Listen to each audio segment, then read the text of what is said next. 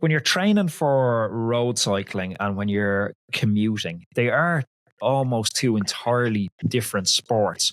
But there is one kind of commonality in it. And it might sound crazy for anyone but the people who've experienced bunch sprints. When you're in a bunch sprint in a big race, especially a stage race and a big stage race, I'm talking a 200 person bunch sprint, it very closely resembles the feeling I get of being on my Brompton, whizzing through Dublin or London traffic. And the traffic has an aliveness to it. It has a flow to it. And you can understand where the gaps are about to appear and kind of like, matrix style into those gaps. And there's something really fun about it. I love riding in traffic, and not many people do. It makes you feel alive. I mean, life is full of risk. And if you don't get out of bed, you won't have any risks, but most of us tend to get out of bed in the morning. I think I don't know. I mean, I've spent 21 years whizzing around cities on my bike, and I've never found a city intimidating, terrifying. And I've been in Bangkok and Beijing and, Taipei and you name it, because there's some freedom and sort of honesty about a bike and the universality of a bike in the urban environment, which we've lost, and we need to bring it back. And funny enough, you talked about commuting and road cycling as sports. I don't see my cycling in a city as a sport. It's a bit like saying, people talk about being a cyclist. Well, no one would say they're a walkist. They just walk. When I'm on my bike, it's just like my legs. They just happen to take me a little bit faster. So I'm just, and if you went to the Netherlands or to Berlin and asked somebody if they're a cyclist, they look like you're weird. It's just like, you get on the thing and you pedal off and you're wearing whatever you're wearing and you're going out to dinner or whatever you're doing. It's just living. And if you're really, really going to make the world and life more sort of sensible, it needs to be part of life. It doesn't need to be an adjunct. It doesn't need to be some extra, some go off and do half an hour. It's just part of living. And we need to live in conjunction with planet Earth in a way that is sustainable. And the humble little bicycle happens to be the most efficient mode of transport. Forget sport. The most efficient mode of transport ever invented. And we slightly forgot about that for 60 or 70 years. Well, there's really cool areas in the world called the blue zones, and I talked about them at length on the podcast. These are areas that have the highest concentration of centurions, so people that live beyond 100 years of age. So Okinawa in Japan is one of them, Sardinia in Italy is another. So scientists have extensively studied these areas to pull out commonalities. What are the threads that link these different centurions together? But one of them, it's just baseline physical activity as part of normal life. It's not necessarily, as you identify, being a runner or being a cyclist, but it's moving a lot, whether that's on foot, whether that's on bike, and integrating that into your daily life, that it's something that's sustainable. Not over the course of we talk about a macro cycle in cycling circles, and that's one season. But you're not looking at it like that. It's decades. I'm looking at my dad commuting to work on his bike for his entire life. Never drove the car once to work. And that's what. But that was, let's face it, 50, 60, 70 years ago, depending on where you are in the world, that was the reality. Cars were way too expensive. So the vast majority of people, the vast majority of people were either walking or cycling to move about. And we were still a pretty urban society back then. And somehow the car industry did this just stunning, fake news job on the entire world and persuaded us that actually in cities where we don't have much space and lots of us live, we want to shove a load of metal boxes that belch out nasty stuff that do us in. And then guess what? We all get obese, and then we can chuck that into the mix and see what happens to our mental health and everything else. So, and we need to get back to basics, and we need to be walking and cycling in our cities. The distances we travel, and this is global. This is not London or Dublin or any other city. This is every city, because we mostly as a human race live in cities. We just need to redefine how we want to live in our cities. And it's just such a no-brainer. And we have pharma companies telling us we need to have all these pills. We don't need the pills. We need to just step back and say, how do we want to live? And design that activity into our daily lives and have shops and schools that are within walking and cycling distance. And yippee-yi-yay, we're going to make a massive difference to the quality of people's lives without them even realizing. I had this exact conversation with a friend the other day, and I'm not downplaying or saying that mental health problems don't exist or that a certain portion of the population don't have depression. They do. But the conversation I was having with him, and he was going through a little bit of a down period at the time, I was like, replace your 65-minute commute in both directions where you're stuck in traffic to do 5 kilometers each way. Like that's over 2 hours of your day gone. Replace that with a cycle. Instead of watching TV all evening, glued to a screen after you're on a laptop all day for a break, just get out in nature, walk, move. Yeah. Like replace your caffeinated and your soda drinks with some water and sleep a little more. Like I'm not a doctor, but that's a pretty decent prescription for being happy. It's universal. And eat, simple foods that are not over processed.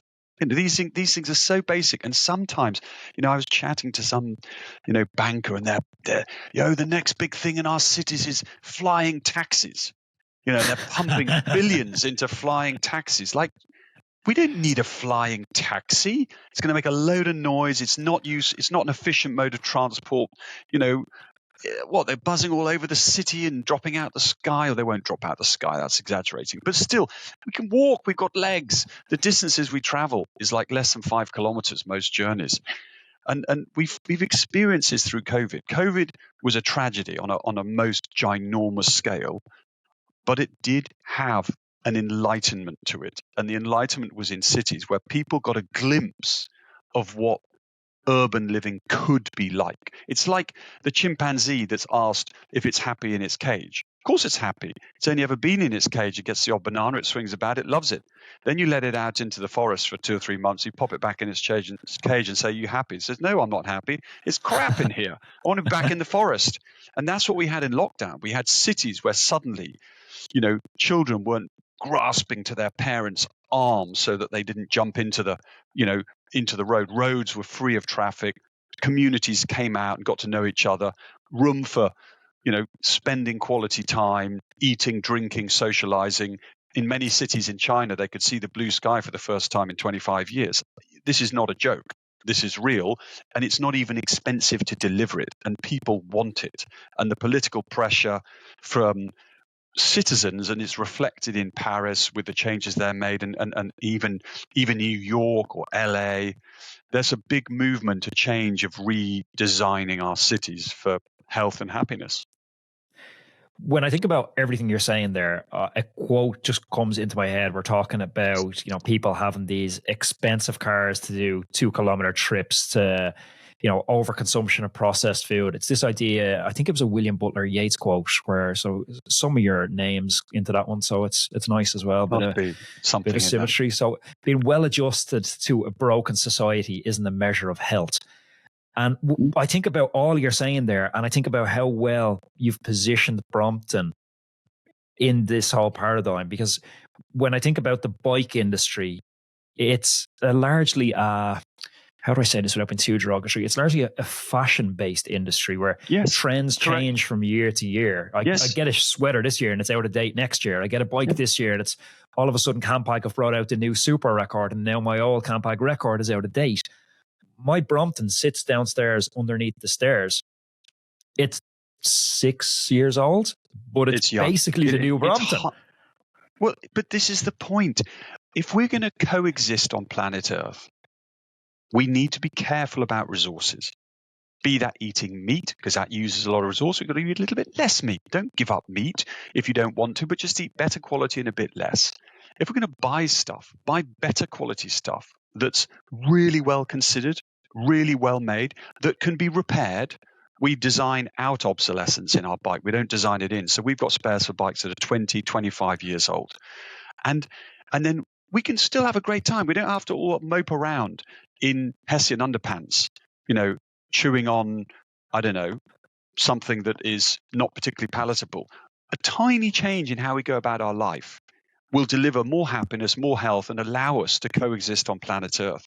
But driving a 2.5-ton electric car 2 miles in a city, or buying the newest fashionista thing for some product that ends up in the bin or in a charity shop or in some dump in every 18 months, just is completely bonkers, and it's not sustainable. Not sustainable in the super green way, but just it's stupid.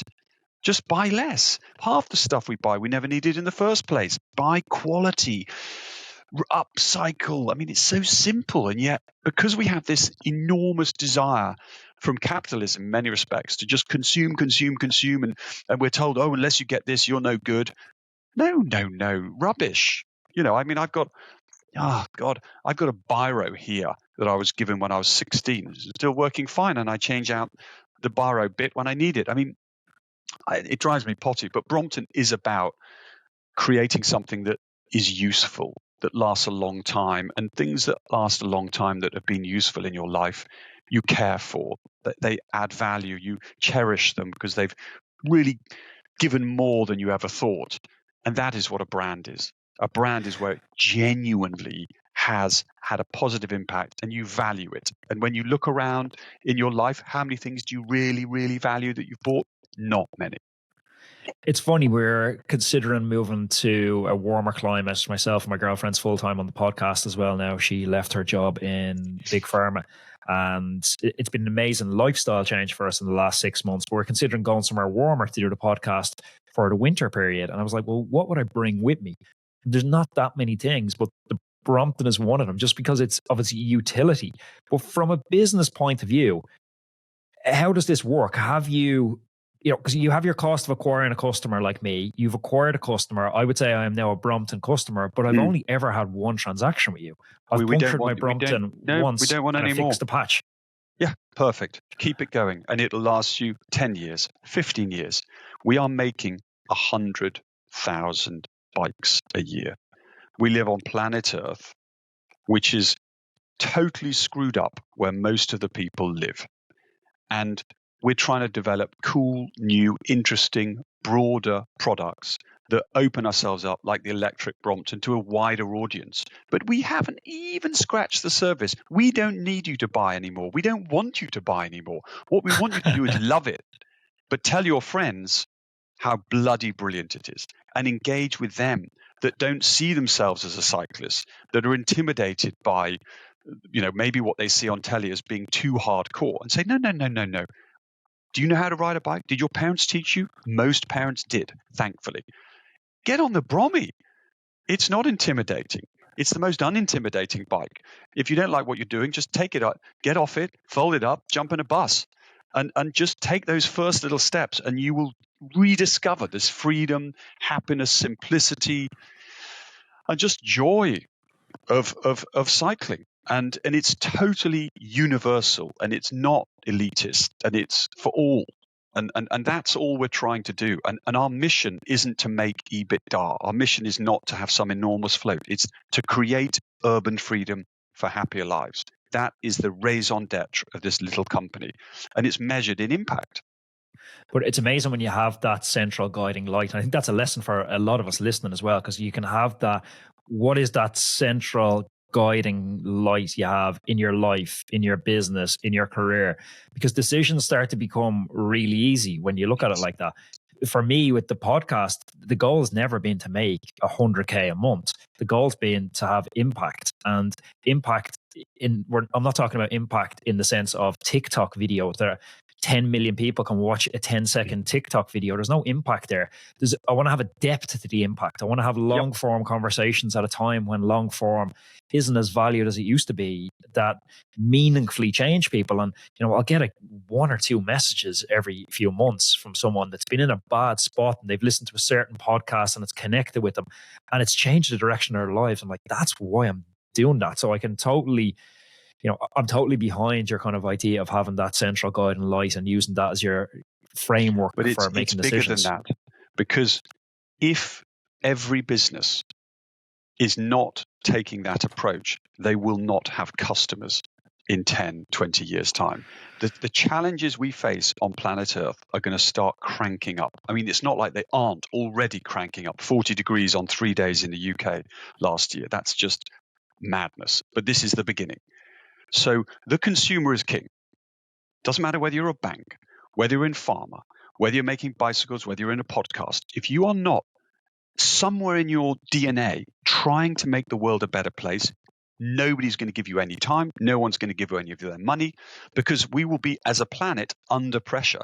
And we need us all to come together to solve the world's problems. And that means business, entrepreneurs, government. If the government isn't trying to solve the problem, they won't be voted in next time. If they're feathering in their nest, they can sod off. Same with business. If all they're trying to do is look after shareholders, kiss goodbye to them. So, but isn't the problem you have so many companies just making pieces of shit? Like, I look at my iPhone, it's a piece of shit. Like, it's designed to break. I get 6-7 months out of the iPhone, and now, like, I'm at a point right now where I'm having to charge my phone twice a day, and you can't replace the battery. It's a piece of shit, like, and this is my 4th or 5th iPhone, and it's like, oh, it's just pointless. Like, well, yes, and of course, I feel we are a little bit on the front foot here, but they will have to change. iPhone will have to change. I mean, we decided that we were going to buy these phones, and it's such a bummer it didn't work. But we bought these phones for our staff phones, which were repairable. And you could take stuff out, and they were designed to be repaired. But unfortunately, it was just they weren't good enough. And so we had to stop doing that. And so we're all back to the iPhone. There it is. It's got us by the ghoulies. But it will change. It will come, because the pressure is going to get bigger and bigger and bigger.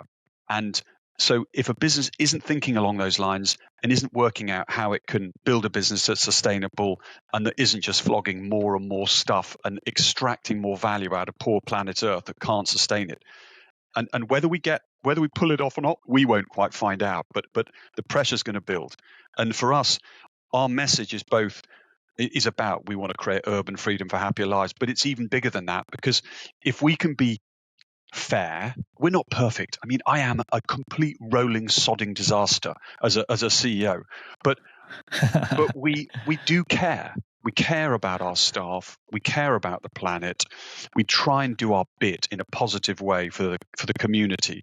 And I think if you could be a successful business and not be egotistical and all about money, and don't really pretend you think about the customers, but really all you're trying to do is fleece them as much as you can, and you can be successful, then other businesses will go, well, I want to be like that business because they're actually successful. And then more businesses realize that the customer isn't so stupid, that they're pretty savvy, and they're going to spend their money with organizations that have got some integrity.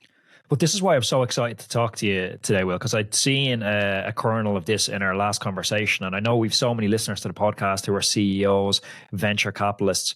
And it's important to see companies that are building the right way, because I think role models matter. We have this idea of can't see me, can't be me in Ireland. It's a brilliant campaign where you have, say, Katie Taylor, just lost her title, but former world boxing champion. And they put Katie out there. And when people can see a girl who's a world champion at boxing, other girls who want to box are now like, oh, I can be Katie. There's a pathway to be there. Because we've glamorized the idea that to be successful, you need to be an arsehole. That Steve Jobs, Apple are getting a rough time on this podcast today, that Steve Jobs is not a nice person, and that's what it takes to be successful. That Michael Jordan is an arsehole. The Apprentice, which everybody watches. I mean, it's the worst example of what a boss should be. Some nasty, you're fired, hard ass. It's just not the way I have run Brompton. I mean, I've employed people way better than me. I am a complete shambles. You can ask any of my team, but I have deep, deep passion and commitment. And I am determined while I'm on planet Earth to do my bit and feel I have a responsibility to do that. And this little bike that Andrew invented in 1975 has made me happy. It's made you happy. We made our millionth bike last year. And I know I've met so many of those customers, and most of those bikes, there's some guy selling one of our early bikes for 25 grand. I mean, still going. So that is cool. And we as a company care about that. We care about what we're doing in our job and how we're contributing to making people a little bit happier. And that's not complicated. That's pretty easy to communicate. You don't have to be nasty. And if somebody comes to us and it isn't working, you don't need to be nasty to say, listen, guys, this isn't working. It's not the right fit. No worries. We gave it our best shot. Time for you to move on, or time for you to move into in a different part of our business. But you don't need to be nasty. You can be determined, you can be ambitious, you can be very successful without being rude and nasty and belittling. And you can just be honest. Most of us are dealing with far bigger things in our lives than our job. We've got friends, family, crisis. And so we're all grown-ups and we treat everybody with respect. Excuse the interruption. I hope you're enjoying this conversation, but these long-form chats, they wouldn't be possible without the amazing sponsorship from our show sponsor, Wattbike. If you're considering an indoor bike purchase, it really is the perfect choice. It has 1% power accuracy, crisp gear changes, and importantly for me, it's super quiet in the apartment and in the studio. Wattbike have kindly offered 10% off their flagship Atom bike for Roadman podcast listeners. All you have to do is head over to wattbike.com and use the code ROADMAN10 at checkout to get 10% off the Wattbike. Back to the show. How big of a challenge was the positioning of the brand? Because it's positioned in a really nice spot. Because it's largely a city bike. And when it's largely a city bike, there's largely a certain demographic of person that rides the bike. People that work in a city, obviously stating the obvious. But we've seen other city brands that came from London, like Rafa, which they initially done a brilliant job. And then they went a bit too much down the exclusivity side of it, where the term Rafa wanker actually became a term that was commonly used in parlance. Now I think Rafa have actually done a decent job at rowing back now with sort of partnerships with EF and Lachlan Morton and kind of democratizing it a little bit more. But for a period, that was a brand that was like seen as an investment banker exclusive brand. I have a friend who's a billionaire, and we went to Rafa in Soho for a coffee. And he said to me, he's like, is it just me, or do we feel like we're not worthy to be here, that it's too exclusive for us? And I was like, this dude's a billionaire and it feels too exclusive for him. What have they done wrong with their branding here? How have you treaded that needle so carefully? Well, it's not conscious. There's never been a sort of strategy. But a bicycle is inclusive. It is. It's just and it's not. It's a simple thing, and you can buy a secondhand Brompton for 300 quid, and it'll still last you another 15 years. You don't have to buy a new one. There's a whole world of secondhand bikes that are going to work for years and years and years to come. So the entry is not exclusive, and people are buying this phone that we were talking about, which costs £1,000. That's more than an entry-level Brompton. And people sometimes say to me, well, the Brompton is exclusive. It's not. It'll last 20 years. It's cheaper than going to the gym. It saves you on transport. It's a complete and utter no-brainer. We just got to articulate the value. But there is no, I don't know. It's this inclusivity of a bike. People, any tall, small, thin, fat. If our parents did their job, which most parents did, we can ride a bike. Just get on it and smile. And that's it. Then the penny drops and you suddenly have that freedom. We all remember when we learned to ride our bike and we felt we were just amazing and we could whiz about and we could suddenly be cool. And then that was beaten out of us, and then we weren't allowed to be cool if we were riding a bike because you're a dork and you have to drive a car because that's cool now. But that's all gone because that's bloody stupid, and we've got a climate crisis. So actually, the little bicycle is quite cool, and all I do is I just ride the bike and see our customers, and I know it's not exclusive because I see every type of customer, and you only have to look at who our customers are, and everyone's welcome. Who we employ, we're based in London. We've got staff from every neck of the woods. And yeah, it's the value. If the value is there, you can afford it. There are parts of the world, for example, in Indonesia, where we sell our bike, where it is exclusive, where the average earnings are so low, we're out of reach. But what's interesting about somewhere like that is the people that own our bike are the movers and shakers of that country. So they're thinking about policy. So guess what? They're riding our bike. And now those guys are thinking we need to put bike lanes in. And so we can be a catalyst as a brand to make cycling cool again in parts of Asia. and then no one's going to buy our bike, a very small number, because it is exclusive there. But we can be the brand that makes cycling cool again and changes the city, even if it's not our bike. I couldn't give a stuff. Our mission isn't, sell Bromptons. It's create urban freedom for happier lives. It doesn't say anything about selling Bromptons. If we can be a catalyst for a city that's a healthy, clean, active city with cycling and walking, and we were part of that journey, great. We've delivered. We can look back and be proud. But the genius in the creating urban freedom, the part that sells me more on the Brompton, and why I tell all my friends that are commuting to get a Brompton, like I'd say 50 of my friends have bought a Brompton off the back of me saying, get a Brompton, it's going to change your life. That's it. You don't need to buy another one. You've done your job. That's what we were talking about earlier. The magic is, it's the social acceptability of bringing the Brompton wherever you go. If people, I see them riding electric scooters now, I see people on kind of, hipster single speed bikes. You try bring your hipster single speed bike into a high end restaurant for a business meeting. You get laughed at the door. No one's letting you come in. I can rock up to any restaurant, any cafe, anywhere in the world, fold up my Brompton, and it's just totally normal. It's totally normalized. So I'm going to bring my Brompton in. I've brought it into nightclubs. I've brought it into pubs, high-end restaurants. And it's phenomenal.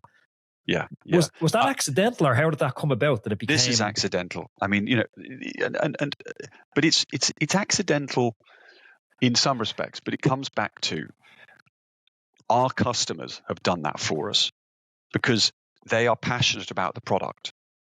So if they care about the product, they will walk into a nightclub and they will put up a fight and say, look, I need this. I have to have this. It's no bigger than a briefcase. How come that briefcase is allowed in that cloakroom? Why can't I put my bike in? It's no bigger.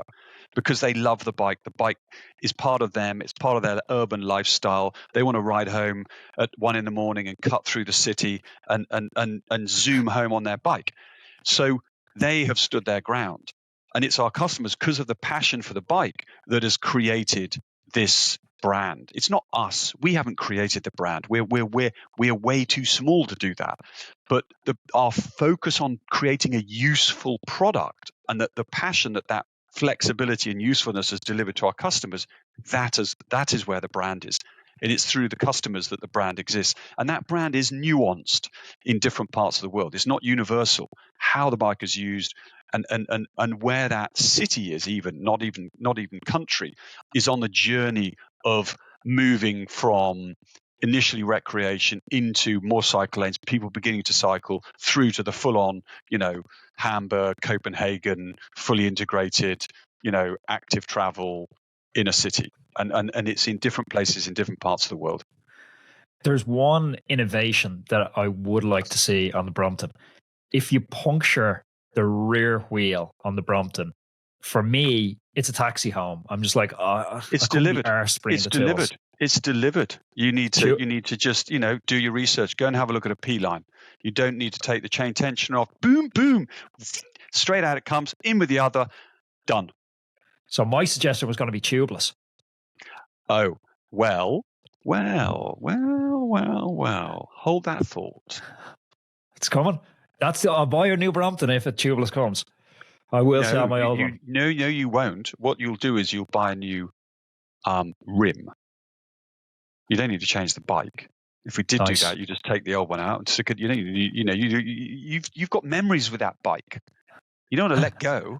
You just take the front wheel out and change it and put a new rim in, and then you're away. When are they coming? You always have to be patient with Brompton. We're not into this fashionista, but and I'm not saying they're coming. But all I can say is, there's rumblings in that area. Okay, and what I don't want to see, not that I'm guiding your company policy here. I do want tubeless. I don't want this. What I don't want to see is bloody disc brakes and electric gears. Well, what you need to remember is we will do whatever we can to try and get more people cycling. And we're not talking to one consumer. So just because one group of consumers doesn't like something, that doesn't matter. If the consumer group we're trying to target, so electric's a really good example. People have really strong opinions about electric. And if you don't like electric, that's fine. don't buy one. But there are a really tremendous group of customers who, through us developing the electric Brompton, have got back into cycling, have decided that, the 7-mile commute to the train station is now totally and utterly a walk in the park. And then they can fold it up, jump on the train, and bang it across to work at the other end, or whatever. Or people who are going on away for a weekend and they take a couple of electric Brommies and then go exploring the Lake District. I mean, it's awesome. It's not everyone's cup of tea. So all we're trying to do is find ways, genuine, real ways, to engage audiences, understand what their challenges are, take away the fear, take away the issues. And like the T-line is super light. It's flipping expensive, and I wish it wasn't. But unfortunately, titanium is flipping expensive, making it's a nightmare. So it's just expensive. In fact, the margins on that bike are less than our normal bike. But it's insanely light, 7.4 kilos. And it's transformational. And for a lot of customers, that makes a difference. And now they can jump into the world of Brompton. Yeah, I think it depends on how you're using your Brompton. What's your experience with it? If you're someone that's hugging it up and down, underground stations in London, weight is going to be important to you. For me, I'm doorstep to doorstep. I'm riding from my house to the coffee shop. I don't need it. Yeah. But I talked to a friend yesterday, and he lives probably, so I'm 4 kilometers from the city. He's probably another 6-7K past me. So he's 11K from the city. And he was saying, I'm thinking of buying a Brompton. Now, he's a competitive cyclist, so he's not going to be using it for training. He'd be using it for going in for a meeting or a coffee into the city. And I was like, honestly, I think it's a bit far. I think 11, 12K is a bit far for the Brompton. I was like, because it's time in the saddle. I said, get an electric Brompton, because you're going to have the same time in the saddle that I'm going to have from 4K away, but you're going to get there just so much faster. And I think that's what the electric one does for me. It extends that radius that, like when I think about a Brompton, there's a radius I use it from. If, a friend says, hey, you want to meet for a coffee? And he says it's 40 kilometers away. I'm not taking the Brompton. I'm going to take my road bike or my gravel bike and find a safe place to lock it up. But if someone says inside 10 kilometers, you want to meet, I'm normally going on the Brompton. Yeah, I would agree. I would agree with that. Of course, I mean, I have customers who've done, Cape Argos, they've done Paris-Brest Paris, they've done, we had one of our staff did Land's End to John O'Groats in 48 hours in a oneer on his Brommy. I mean, there's some insane stuff. They are way more capable than you might realize. I'm going next week up from the bottom of the Shetland Islands to the top of the Shetland Islands with 5 other people on Brommies, carrying pack rafts. We're doing it for a charity. We're cycling up. Then we hit the sea. We're inflating our pack rafts, strapping our Brommies on, kayaking across the sea to the other island. That's brilliant. Right up to the top. So, and that's a decent chunk of miles. So, it's the thing is, it's not, as you rightly say, there are other bikes that will do a better job. But if you had to cycle 20 clicks on the Brommy, it won't disappoint. Of course, if you've planned it and you know it, then you'll organize to go on your road bike. But if you find yourself in a pickle and it's a 25 to 30 kilometer ride, no worries. You'll get there. It won't disappoint you. It won't let you down. With this idea of creating the urban freedom, where does that end for you, or is there an end to that? You're obviously, you're doing what you're doing with bike production and making it sustainable. But is there a responsibility to push policymakers for advocating towards more infrastructural changes for cyclists? Yes, it is. It's a team effort. That's why we talked about creating urban freedom, and that requires town planners. That requires government. That requires advocacy groups. That requires citizens to just look in the mirror and say, hold on. Most of us live in a city. We're the most intelligent animal on planet Earth. And the place where most of us live turns out to be the most unhealthy place to live. Surely that was a bit stupid. We want to be living in the most healthy place, not living in the bit that's the most unhealthy.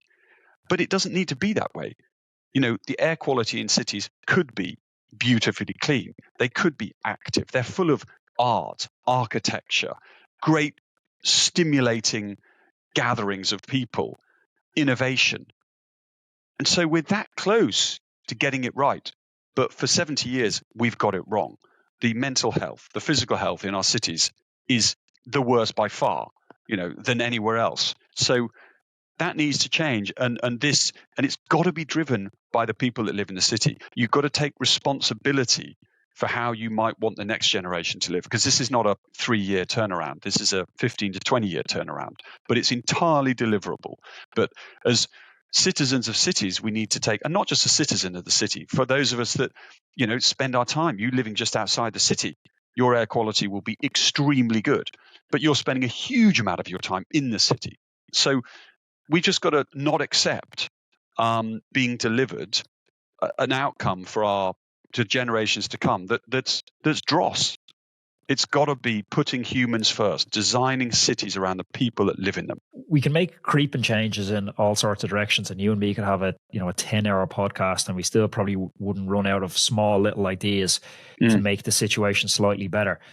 But on your quieter days, when you pause and reflect, is there one big domino that you say to yourself, if I could tip that over, if I could only get the belief in people that this is the path, that one big domino would start kind of a catalyst or a chain reaction, as dominoes do, one knocking down the other, and we would move towards this sort of more utopian vision that you're painting? Segregated cycle lanes every time. That's a good answer. It's a very good answer. And, we're spending in the UK, I don't know what it'll end up costing, 120, 130, 140 billion on a rail line between London and Birmingham. You could take 20 billion and transform every city in the UK with the world's best cycling infrastructure. But no, we're going to send it on a train line that's going to save 20 minutes on the journey for those people that happen to live in London and want to go to Birmingham, or live in Birmingham and want to go to London. It's, to my mind, a complete and utter joke, and not a useful investment of our precious tax revenue. We should be investing that in every city in the UK in a transformational way that will affect millions of people. It'll make their health, happiness better. And yet, politically, we've just, I don't understand it. I mean, but it's happening. I mean, Paris is a really good example. The mayor there, Anne Hidalgo, came in. She's been radical. She's put in 250 kilometers of cycle lanes. She's taken out 80,000 car parking spaces. She's radically changing Paris. Everyone predicted she's going to be booted out. No one's going to vote her in again. Guess what? She's voted in again. Why? Only 40% of people in Paris own a car. Now, you wouldn't think that, but the other 60 are putting up with all the crap that comes with those cars, belching out stuff past their school where the children are all playing in the playground, or meaning that there's no fun on the streets because if you run anywhere, you get hit by a 2-ton metal box. So, the people are speaking, and that's what we need to do. And we need to have better choice of our politicians who deliver real change for the communities in our city. What's the next 5 years look like for Brompton? Do you have a 5-year vision? We have a 25-year vision. What's that look like? Well, in 25 years, I'll be still here, and we've got London, which is a city that we have changed. We've changed the culture, the infrastructure. We've been part of that transformation of that city. I've been there 20 years, and it's transformed. It's not there yet, but it is transformed. That's one city in the world. We've probably done the same in Brussels, Barcelona, and we're making a teeny weeny bit of progress in New York. That's it. In 25 years' time, either us or someone impersonating us will be the catalyst. You will not be able to go to a city in the world without cycling, light electric vehicles, but you will not see 2-ton vehicles. It will have gone. And that's our mission. We want to look and see cities that are all about light transport, light active transport. And you can, it's so clear to me and so deliverable, but effectively, when you bring stuff in on the sea, it comes in a container. It comes off the sea, it hits the land, it gets taken off an enormous boat onto a small little truck. The container fits on their 40-foot truck, then off it goes. We need to do the same with our cities. Our cities need to be another island. And when a car hits a city, That car's designed to take an impact at 70 miles an hour. That's why it weighs 2 tons. That's why it has airbags. But that thing is not allowed inside the city. At which point you transfer onto a different vehicle. It could still be a car, but it only goes 15 miles an hour. It's got 4 little wheels. They're bicycle wheels. It's got an electric drive, and you have to do a little bit of pedaling so everyone's having fun in the car doing some exercise.